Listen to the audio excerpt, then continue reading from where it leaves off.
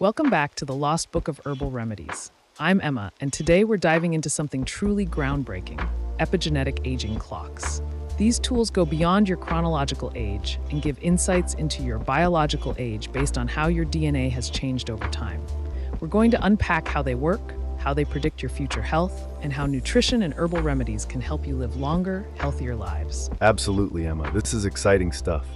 Let's start by breaking down what epigenetic aging clocks actually are. Unlike traditional aging, which just counts your birthdays, epigenetic clocks analyze DNA methylation patterns. That's when certain chemicals attach to your DNA and influence how your genes function. It's a much more detailed look at how your body is aging. Right? And there are first-generation clocks that were good at estimating your chronological age, but they couldn't really tell you how healthy you were. Then came next-generation clocks, like the CheekAge clock, which take into account your health, lifestyle, and disease factors. These clocks are much more accurate in predicting health outcomes, and we'll talk more about CheekAge shortly. Yes, CheekAge is really fascinating. It uses over 200,000 DNA methylation sites to estimate epigenetic age. What's especially cool is that it's non-invasive. You can take a cheek swab at home, making it really accessible, especially for older adults. And it doesn't just tell you your biological age. CheekAge can also predict mortality. A recent study looked at community-dwelling older adults and found that CheekAge was significantly associated with mortality risk, even when some of its DNA inputs were missing. That means it's incredibly robust. It really outperformed older clocks, too. The study found that CheekAge was better at predicting mortality than first-generation clocks, and was comparable to the DNA PhenoAge clock, which is trained on blood samples. It even identified specific DNA methylation sites, like CG14386193, that were critical for predicting mortality. This is game-changing in terms of how we understand aging. Absolutely. Now, let's switch gears and talk about stem cells and how cellular stress affects aging. Stem cells are responsible for regenerating tissues, but they're vulnerable to various types of stress, whether it's oxidative stress, mechanical stress, or inflammatory stress. Yes, and when stem cells are stressed, they can experience replicative stress. That's when DNA replication gets disrupted, leading to genome instability. This is particularly problematic for hematopoietic stem cells in the blood, which can become exhausted and lose function as they age. Exactly. Another type of stress is oxidative stress, caused by an imbalance of reactive oxygen species, ROS. In stem cells, this can lead to DNA damage and loss of quiescence, which means the cells can't renew themselves properly. Some regulators, like BMI1, help stem cells tolerate high levels of oxidative stress. And don't forget about mechanical stress. In mesenchymal stem cells, which are involved in bone formation, mechanical forces can actually enhance osteogenic differentiation through epigenetic changes. This means that even the physical environment can influence how stem cells behave. That's a great point. Now let's look at the ROSMAP project, which is advancing our understanding of aging and neurodegenerative diseases. This project integrates data from various biological levels, genomics, transcriptomics, proteomics, and more, to study diseases like Alzheimer's. ROSMAP is helping us link genetic variants to the development of neurodegenerative diseases.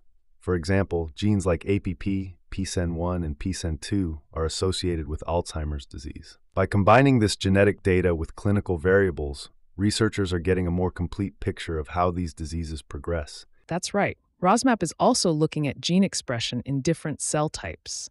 They've found that certain genes, like BACE1, are overexpressed in Alzheimer's patients, contributing to the development of the disease.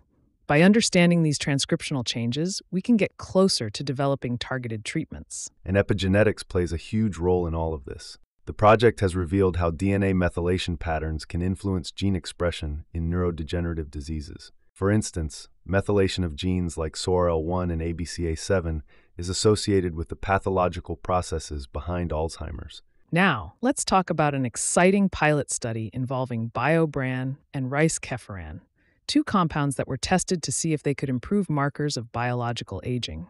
BioBran is derived from rice bran and has antioxidant properties, while rice-kefiran is a fermented product known for its anti-inflammatory effects. In the study, participants who took these supplements showed a significant reduction in biological age, as measured by Horvath's clock. It's one of the first studies to suggest that dietary interventions could potentially reverse some aspects of aging. That's huge. And not only did it reduce biological age, but it also increased telomere length, a marker of cellular aging.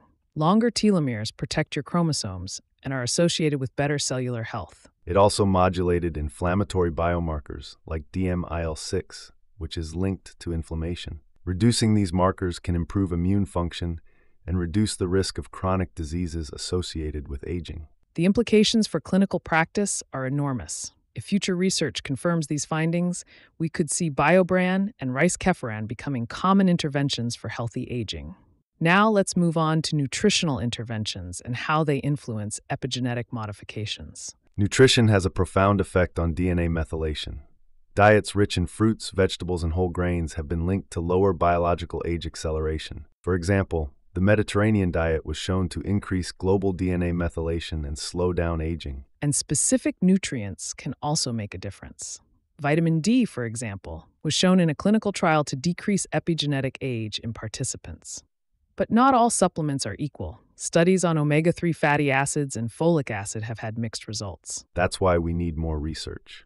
The complexity of nutrient interactions makes it difficult to draw definitive conclusions. But the potential for personalized nutrition based on your epigenetic profile is very real. Speaking of personal interventions, let's get into the herbal formula from the Lost Book of Herbal Remedies. This blend targets cellular stress and epigenetic changes to promote healthy aging. Yes, turmeric, with its active compound curcumin, is well known for its ability to modulate inflammation at the molecular level. It's been shown to influence DNA methylation and even affect histone modifications, both of which play a role in slowing down epigenetic aging. And then there's green tea, which contains epigallocatechin gallate, or EGCG for short.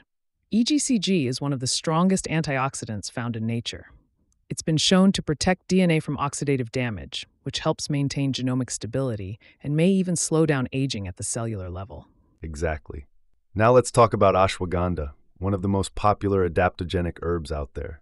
Studies have shown that ashwagandha enhances telomerase activity, which helps maintain telomere length, a crucial marker of cellular aging.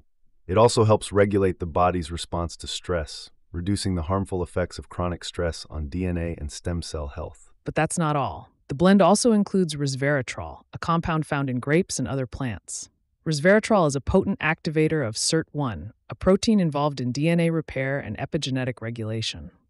By activating SIRT1, resveratrol supports healthy aging at the cellular level, helping repair DNA and modulate gene expression. Another key ingredient is sulforaphane, which is found in broccoli sprouts. Sulforaphane activates NRF2, a transcription factor that regulates antioxidant responses and detoxification enzymes.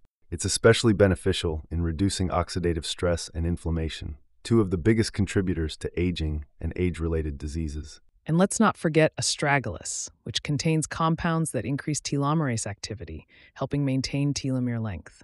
It's also known for supporting the immune system and has antioxidant properties that make it a great herb for promoting longevity. It's an impressive blend. Together, these herbs work synergistically to protect DNA, support stem cell health, and modulate the epigenome, all of which helps slow the aging process and improve overall vitality. Definitely. But as with any herbal regimen, it's important to consult with a healthcare provider, especially if you're on medications or have underlying health conditions. These herbs can have powerful effects, and it's essential to use them safely. Absolutely. Start with recommended dosages and keep an eye on how your body responds. And always source your herbs from reputable suppliers to ensure their quality and potency. That's great advice, Alex.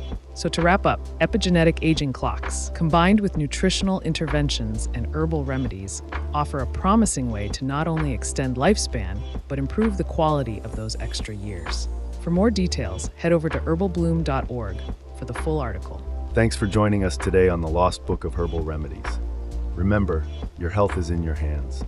Until next time, stay healthy and informed.